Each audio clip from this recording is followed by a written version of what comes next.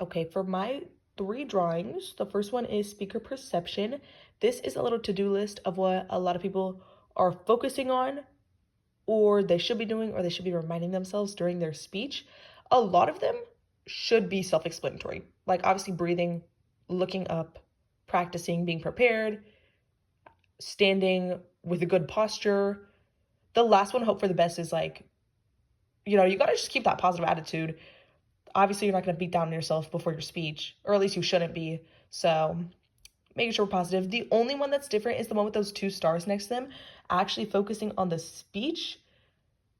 There was in the textbook like this mentality of if the speech is in the forefront of your mind, then your nerves also really can't be in the forefront because there's no room because you're really just focused on that speech.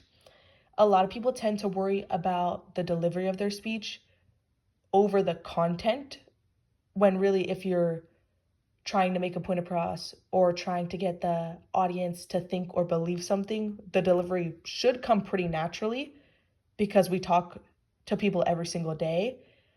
So that one I thought was interesting. And then the next one is audience perception. I went the route of kind of showing what not to do.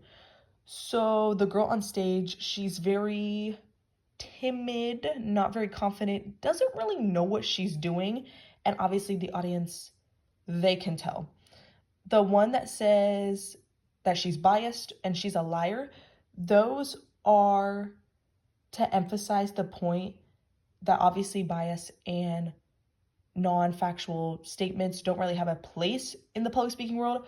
Obviously, if it's an opinion piece, you should be approaching it with a very open mind, and it should be researched. That way you're not just standing there saying who knows what, which ties into the waste of time.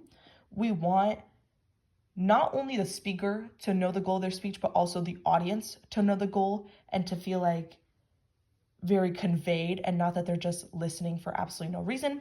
And then the last one, once again, has to do with confidence, the fake it till you make it mentality. Obviously, sometimes anxiety and nerves get the best of us and we start shaking, but the textbook really emphasized the whole act confident, be confident, sound confident in your speech. And it looks like the girl on stage was not really trying that.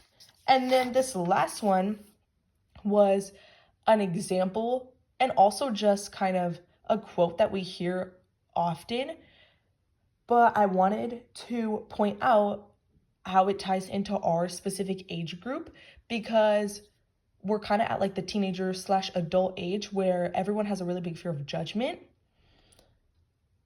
But the odds are, like, these people in the audience that are in their underwear, we really should not be focusing on that. We should just be focusing on what we're saying, because especially for the people in this class, like, they're going to be thinking about their own stuff, especially since it's 9 a.m. in the morning. Like, they don't really, not that they don't care, but they're not going to be 100% focused on what you have to say.